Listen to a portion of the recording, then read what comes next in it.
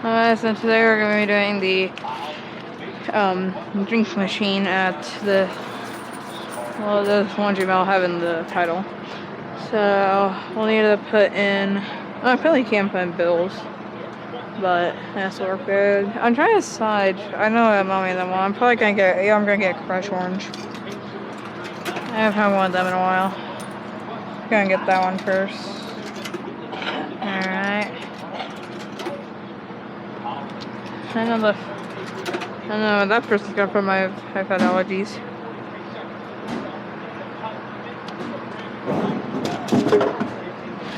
Oh, there we go. We got our kit of Crush Orange. That's it right there. Okay, girl Z wants a Pepsi, so I'm gonna get her a Pepsi. And I'll get mommy a Dr. Pepper.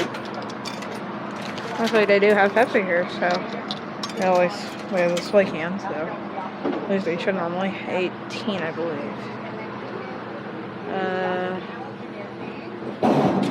Oh, there he goes. I was like, is it that? That's making our selection light, so I'm not sure. I'm gonna get mommy's Dr. Pepper coincidentally is 10. You know, number 10.